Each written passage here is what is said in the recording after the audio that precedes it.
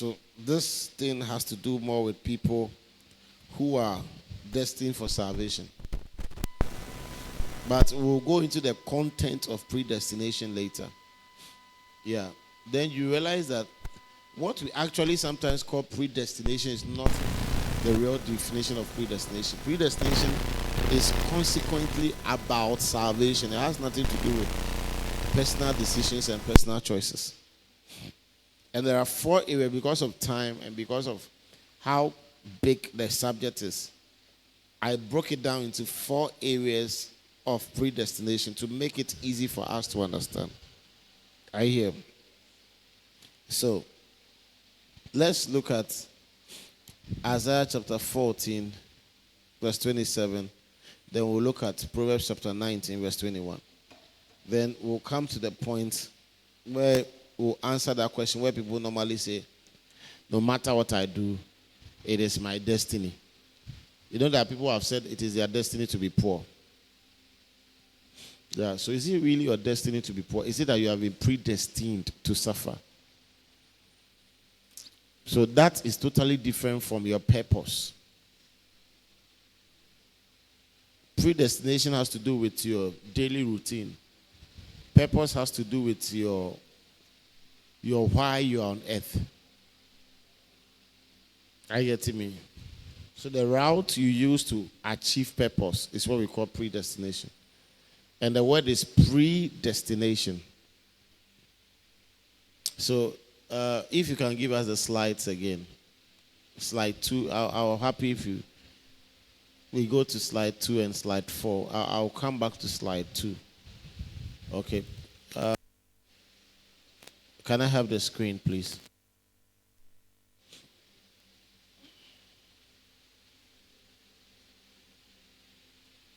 So those watching online, when we say predestination, is it from here? Can they see? Can you see? When we say predestination, what does it really mean? Let me just go through the slide I have here. Okay. Let's go to slide 4. We'll come back to slide 3 because that's where we'll stay on. So, predestination and foreknowledge. Now, predestination is different from foreknowledge. Foreknowledge, predestination is the belief that everything that happens is already determined. So it has to do with things that are happening. It has to do with happenings. Purpose has to do with existence. Let me give you an example. What is the purpose of this watch? To tell time. That is a purpose. But when we take predestination, it's totally different from the purpose. Predestination is who will wear the watch, when the watch will be worn, how the watch will be worn, what will happen to the watch, whether it will tell time or not. It's totally different from the purpose. Predestination has to do with activities. Purpose has to do with your ultimate goal. Are you getting me? Yeah, is it possible that your ultimate goal can also be predestined? It's possible. In fact, it's supposed to be that way. But then, in getting there, you will notice that there are a series of events that will lead you there. That is what makes up what we call the predestination. Your purpose in life is to maybe marry. So predestination and purpose seems to intertwine at a point, but they are not the same. At a point, you may call predestination purpose and purpose predestination, but they are not the same. Something may happen and it's part of your predestiny, or it has been predestined, but it's not necessarily leading to your purpose. That is not your purpose. It was not the purpose of it was not the purpose of Jesus to die a cruel death. That was not the purpose. The purpose of his life was to save souls. But it was also predestined that he should die a cruel death. So that death that was cruel is part of the predestination process. But if you take the death out, it's different from the purpose. So sometimes predestination is part of the journey in achieving purpose. If truly you identify your purpose. So the steps I'm taking is totally different. Now, let's look at something. This theology suggests that everything has already been programmed and scripted, and we are just living it out. Everything. That's the suggestion. We'll go deep into it. So it's almost like William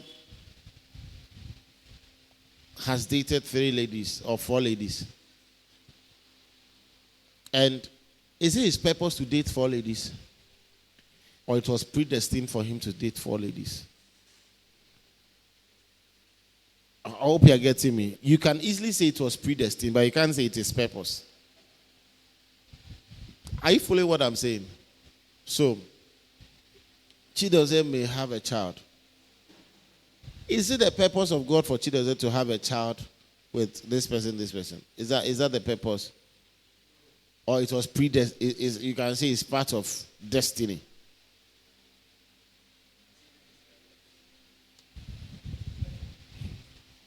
Jacob had children with 4 different wives, 4 different women. Was it predestined? Or that was his purpose?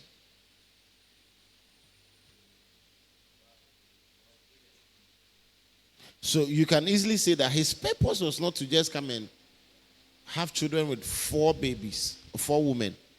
But then in becoming the prophetic manifestation God has prophesied that you're going to be Israel, what is going to happen? He said, a nation shall come out of you. Either one woman gives birth to all the 12 children, or as the devil thinks he's fighting you, God is using that to also achieve your purpose. So purpose is far greater than predestination. When you look at purpose, you are looking at the bigger picture. When you look at predestination, you are looking at the steps that lead to the bigger picture. And sometimes even your purpose is predestined.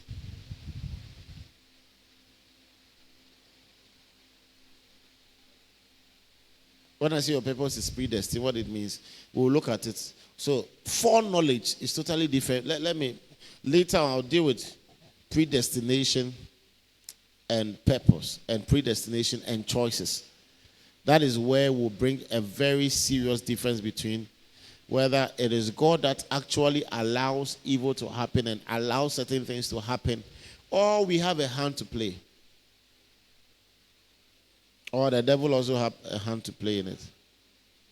Because there are certain things you say, oh, no matter what I do, it's bound to happen. And there are some people that can say that it's surely the devil that is at work. Where do you bring a difference between predestination and the activity of the devil and your personal choices? So there are 3 things that determine the outcome of life. 1, personal choices. 2, the devil. And 3, destiny. So you have to bring a balance. I hope you are getting me. So you cannot limit yourself to the fact that, fine, I have been predestined. And we'll analyze the predestination proper when you get to slide 3. Foreknowledge. Hey, I didn't finish this one. Please go back to slide 2. Peckers, go back to slide 2. I'll do this next week. I'm still working on it. Okay, let's stay here. There are 4 areas of predestination. There are 4 areas. We have Israel as a nation. So the predestination of the nation of Israel, that is I. The predestination of Jesus Christ, which is JC. Then the predestination of the Christian experience is different from the predestination of life. Then the predestination of the last days. These are the 4 areas we'll look at. I get it. But today I'll try very much to deal with predestination and purpose. Now, so to answer some of the question or the question that you raised, very serious question. Now, if the ultimate is that I should get to, let's use a name that everybody is familiar with, is to get to US. It has been predestined that I should be in US, or the purpose of God is for me to be in US. Is it the same as it has been predestined? Is the purpose of God for me to be in Libya? Libya is a route, or the route I'll use to get to US. Or maybe I'll get to past Libya, use whatever, and get to wherever, and then use the desert and all that. That is a route. You cannot confuse purpose and predestination. Purpose is the reason. Purpose is the reason for existence. What is the reason for this thing? That is a purpose. So my reason for life is to be a shining example. In being a shining example, I can become a preacher, become an engineer, become a doctor, become anything. That is totally different. So let's bring a balance between predestination and purpose. Let's look at Isaiah chapter 14, verse 27. Isaiah chapter 14, verse 27. I'm going to bring a clear difference between purpose and predestination. Isaiah 14, 27 will give you the purpose. And then we'll look at another scripture that talks about the predestination. Isaiah chapter 14, verse 27. Please project it on the screen. Let them see it.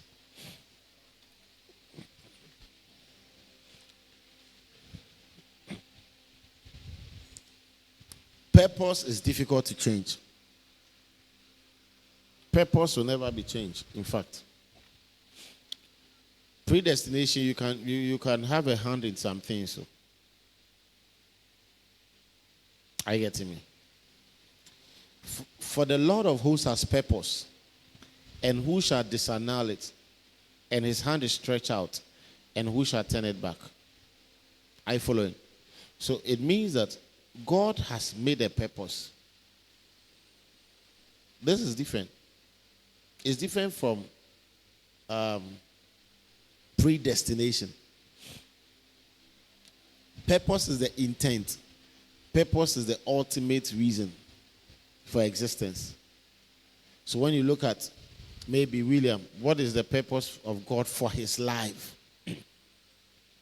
It's a bigger picture. In achieving the bigger picture of his life, he may look at Proverbs chapter 19, verse 21. That is predestination. Let's look at Proverbs 19, 21. I think that will help us. Then we'll close.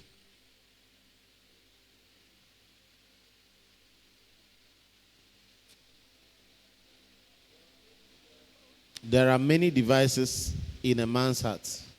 What will happen? Nevertheless, the counsel of the Lord shall stand. Now let's also, so this is also still talking about purpose. So he said, many devices in your heart, but only the counsel of the Lord. So when we talk about purpose, no matter what you do, what God says must be is what will be. That is counsel, that is purpose. His reason, that is it.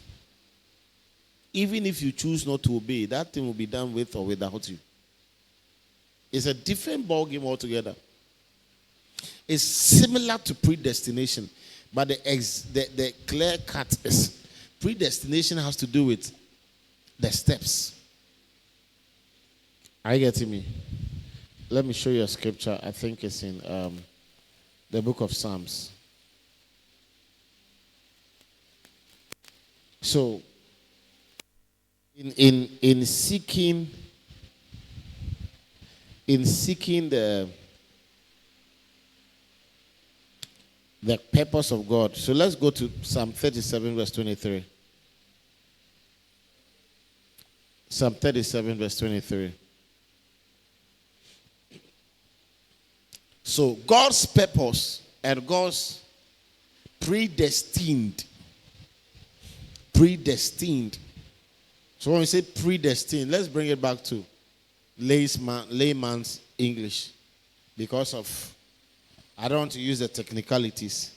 But when we talk about predestination, it has nothing to do with your personal lives.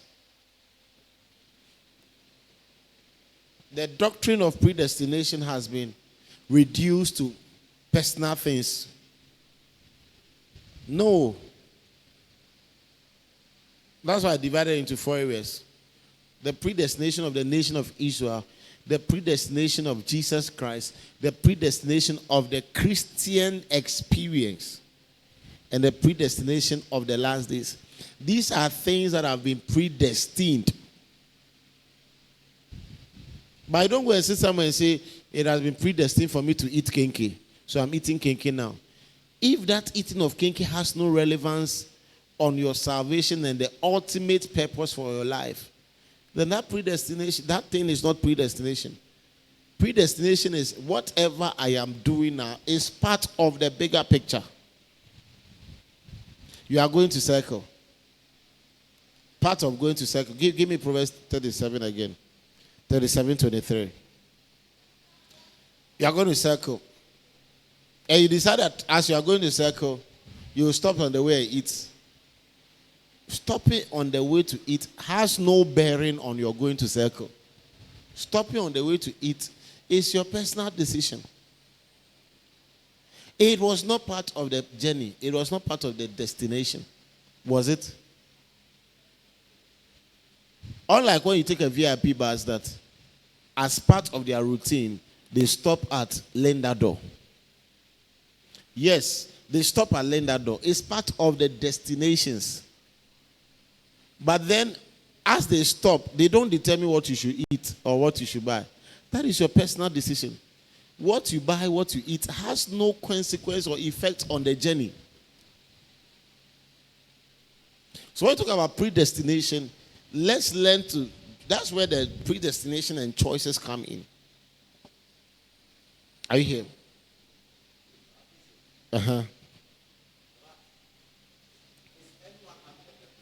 Is everyone who is born into this world is born with a purpose.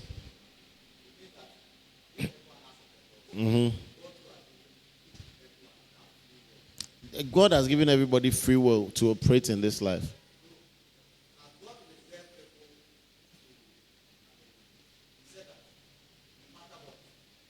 The counsel of the Lord, yes. Yeah.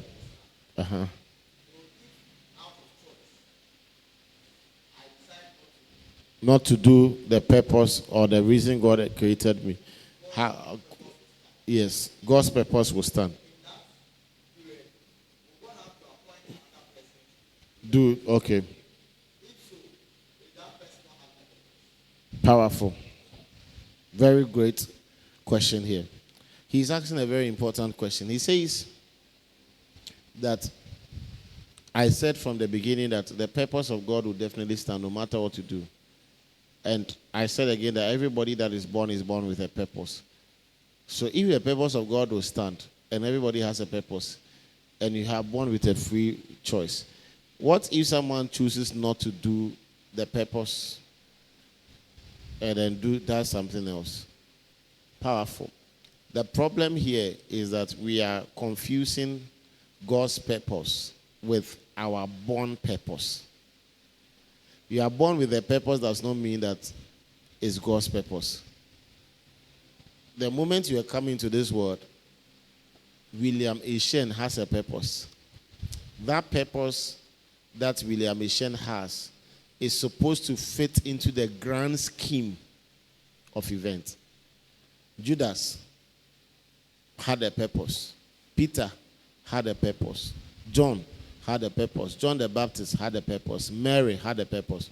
All these people were to fit into the grand scheme of what? The Messiah being born, being betrayed, and then he choosing his disciples and everything. It's all part of the. What would have happened if Judas didn't sell Jesus? Well, does it mean that the purpose of God for saving mankind rested on Judas? Because in fulfilling purpose, you still have a choice. So your choice, in as much as it's powerful, cannot affect the real purpose of God. There is purpose of God for your life. And then there's a purpose of God for humanity as a whole. That's why I divided the thing into predestination of there are 4 types, or the 4 areas we look at: of Israel, of Jesus Christ, predestination of Christian experience, and then predestination of the last days.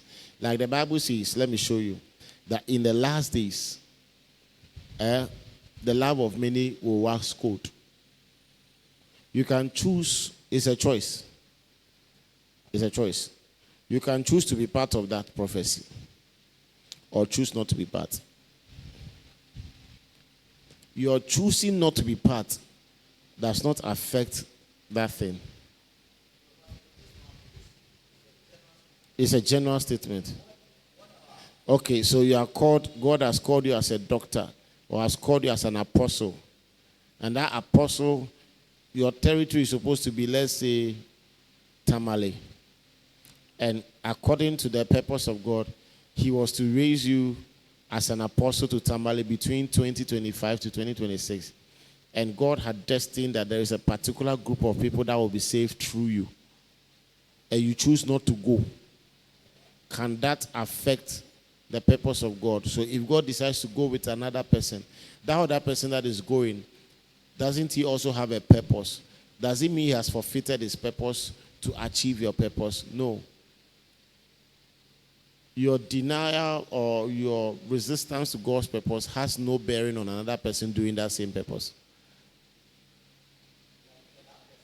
That person will still, God will still factor in his purpose and add it to that thing. For every call, you are not the only one called to do that thing.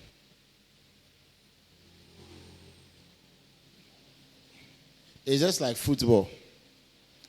When you're going to play a football match, there are 11 players on the field, but there is reserve. Does it mean the reserve team doesn't have any qualities on their own? They are part of the team, but they also have a purpose. So there are people that they are not born as, their purpose is not to be reserved. But then God has created their lives in such a way that they can include your purpose and it will be on the path to where they are going. Because where you end is where someone begins. So where you choose not to go is where someone will also begin. Peter chose not to betray Christ. He betrayed Christ, but he came back. Judas, the option was open. It was not particularly for Judas. Judas is the one that chose. One thing about purpose is that you decide. It's a choice you make. Some people mistakenly fall into purpose. Yeah, some people mistakenly fall into purpose. Mistakenly, in their mind, it's a mistake. We'll take the story of Joseph. Well, did Joseph plan to be the prime minister? In his mind, mistakenly, he just discovered his purpose. Hey, this is a dream I've been having. Because one thing about purpose is that purpose is a journey. And the route has no bearing on where you are going. It's like going to East Legon. In your mind, East Legon is a well planned out, mapped out society. There you are going and you see a lot of potholes, seeing a lot of, rough roads here and there. You're asking the driver, you say we are going where? You say we are going to East Legon. Are you sure we are going to? He said, yeah, don't worry, just sit down, relax. In your mind, it's a mistake because your understanding of where you are going to, the ultimate reality, does not match up with where you are now. So sometimes we fall into purpose. Sometimes we discover purpose. Sometimes accidentally you discover purpose. There are people who are doing, like, let me give you a story of this man who is into drama and theater art. I went to school to study theater art. So I went to school to do that thing on a professional level. But I'm not practicing it. Now, someone like Uncle Ebo White, he didn't have plans of doing theater. He was working, I think, in a bank, and then they sacked him, or they laid him off. Then during that period of disappointment, discouragement, he actually found another passion that he didn't know was there, or could make him become what God has called him to be, which is what? Theater. Although I don't know his background, he may not have studied theater out on a professional level. But then he has jumped into his purpose by acting, putting up productions that will save marriages and all that. And I bet if you ask him now, would you have loved to continue that thing you were doing rather than the theater you are doing now? He will tell you that no.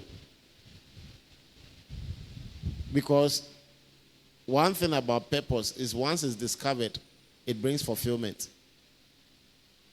Once you discover your purpose, it brings fulfillment. Maybe one of these days I have to teach a lot about purpose and how to discover your purpose. But when we talk about predestination, we are looking at the fact that Joseph, you are to become, God never even told Joseph you are going to become king. Although that was, you're going to be prime minister, although that was part of the purpose. It was prophesied through Abraham that I will go ahead of you. I will send someone ahead of you. He never specified who. Not knowing that Joseph was the one that was sent ahead of him. That is predestination. But the ultimate purpose was what? To come and save his brethren. So you see that the difference between predestination and purpose. Another person is Jacob. Jacob found himself giving birth to 12 children, not because he had planned that he was going to give birth to 12 children. In his mind, he was running away from his brother because he felt his brother would kill him because he had stolen the blessings. In running away from the brother, he found himself in Laban's house. Found the first daughter, the second daughter, Rachel, and was in love with Rachel, only to do everything possible to marry Rachel and be told that it's Leah that you can get. But Leah, he doesn't love Leah. And Leah is the one that is giving birth to the children. Jacob had 12 children. He had 6 of those children from one woman.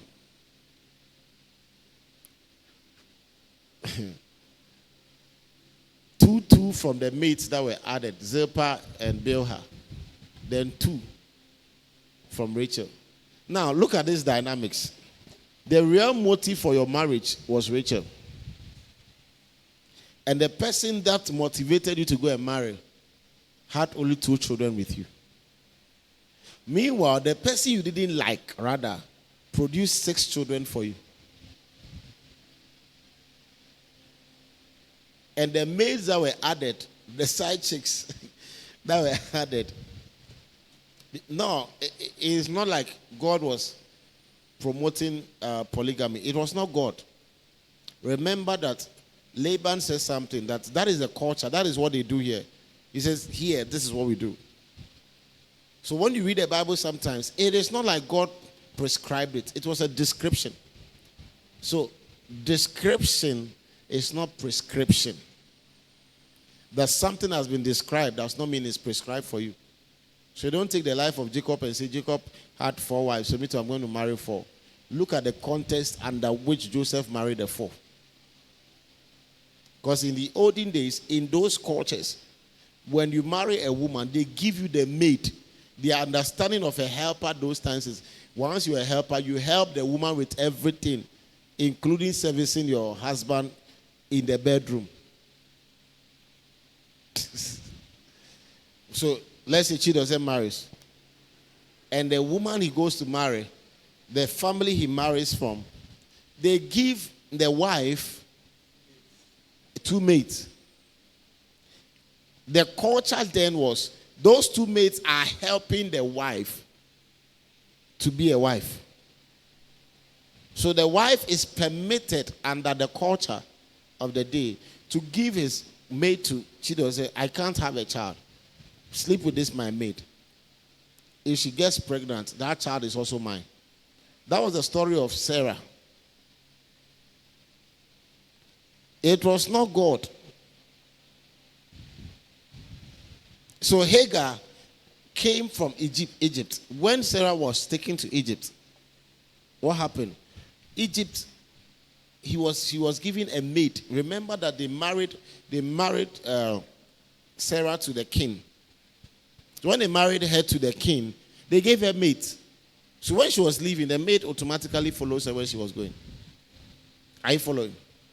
So now, God had promised Abraham that I'll make you great.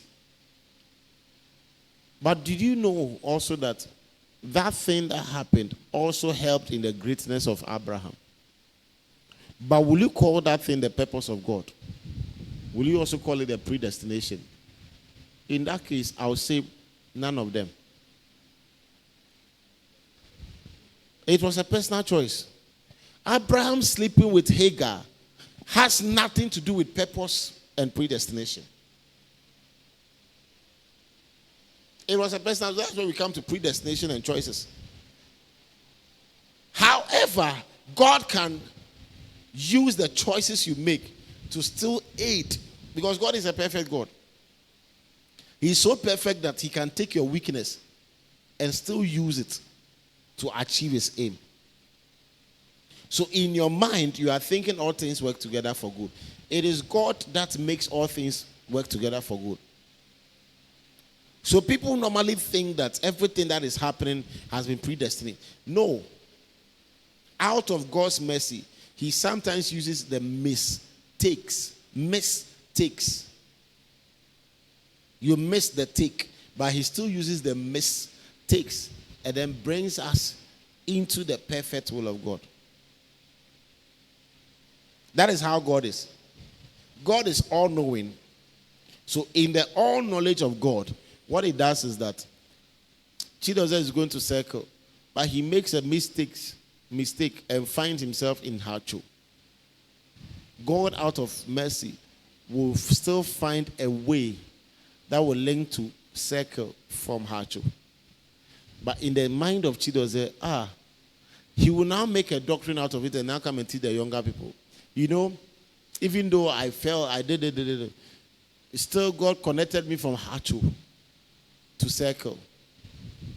But was that really the plan of God? No. So that is where choices come in. So you can make a choice that is not part of God's plan, but out of his mercy, in repentance, he can still bring you into his purpose.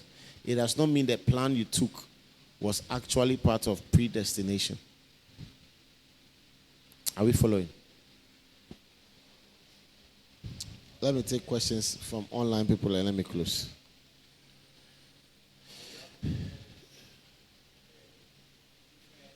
The difference between the choice and predestination. Choice has everything to do with you. You see, how do you identify? It's very strong. Okay.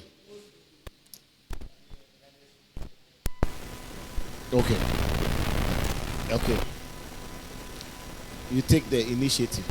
Even with predestination, you still have a choice. Choice is the tool that is used to fulfilling purpose. Choice is the tool. Are you getting me? Choice is the tool The weapon that you use to achieve purpose and predestination in life is choices. Okay, what if God had predestined that William should marry Dorothy? And all these years, he has been, I'm not saying that is it. He still has a choice to make. He can't choose that, this lady there, I see as my younger sister. I cannot. But God has revealed to the girl, this is your husband.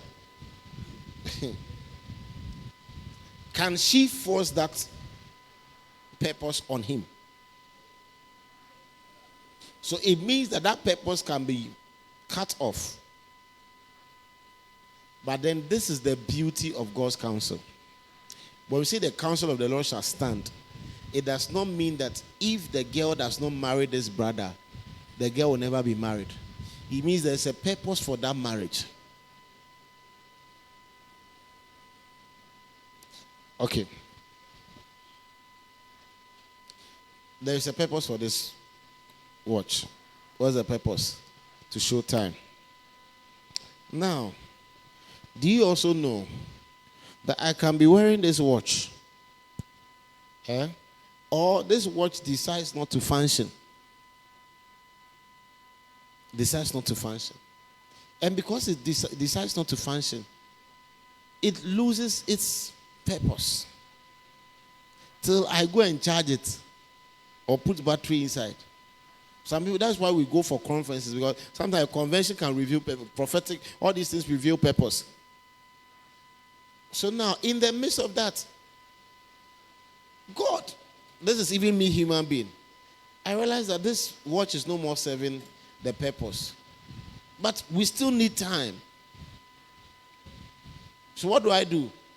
Instead of me relying on the watch, I add the phone, I take the phone, which is multifunctional. The purpose of the phone is not to give time. The purpose of the phone is to make calls. But because of someone's inability to fulfill purpose, I can make the phone also do that. So that is where your question comes in.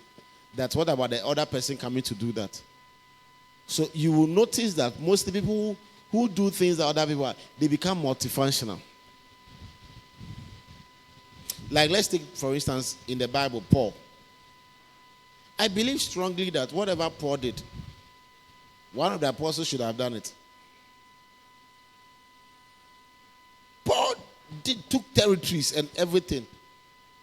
But then the other apostles were confined to Jerusalem. Only Peter went out one time and that was all. Now, Paul was able to preach both to the Jews and to the Gentiles. Meanwhile, the apostles originally said their calling was to the Gentiles. But here came someone who was able to span both ways. So you notice that when it comes to predestination is the method, is the methodology. So next we could look at the 4 areas. Predestination of Jesus Christ, predestination of the last days. There are things and events that no matter what you do, it will happen. In the last days, false teachers shall arise, false Christ shall arise. There will be people who rise and say, look, I am Jesus, I am better than Jesus Christ. In the next 500 years, it is my picture, my face that will be used on people's as Jesus Christ. You cannot pray it out. You can only pray, you can only delay it with your prayer, but it will definitely come to pass. A mango that is ripe will definitely fall. The best you can do from it touching the ground is to put something under the mango so that when it falls, it will fall into the bowl. But for the falling, it will fall. That is how predestination is. I'm rocking your mind too much. I can see you are totally off. Let me take online questions. Online, if you have any question, let me take it and then let's close. So when we talk about predestination, don't look at your choices. Yes, your choices may be a factor, but look at the fact that predestination has everything to do with the salvation of God. So predestination has to do with Dorothy thinking of what I'm going to eat tonight when I close. Have you eaten already? What are you going to eat? You're going to eat rice. So then in her mind, yes, it is already predestined that she eat rice. So as she's eating the rice, like that guy who has come now, he eats 1, 2, out of 4. Midi rice. So on here, have you seen that video? Edo. No. It has nothing to do with that. If that eating of rice is linked to the total salvation, it's like Kwame Nkrumah declaring on Independence Day, he says this: the independence of Ghana is meaningless unless it is linked to the total liberation of Africa. Ghana, my beloved country, is free forever. He made this declaration at Independence Square. That's why it's called Independence Circle or Square. Now, he says the total liberation, the independence of Ghana is meaningless until it is linked to the total liberation of Africa. You analyze that statement and you ask yourself, so does it mean that the coup that is happening in a certain part of Africa is also part of the liberation of Africa? Or the coup can be used to bring liberation to Africa? I hope you are following. Because nobody in his right mind will use coup to bring liberation. But then if coup was the last resort they had then that's what they will use. But now, we will not use coup. Because what? We have a better understanding. We'll use your thumbprint, like what you are going to do in December 7th. Now we are going to bring liberation to Ghana. So we are saying that December 7th, we are going to vote in, vote out whoever we want. I hope you are getting me. Whoever it is, I don't know, but it's clear whoever is coming to be the president. You don't need any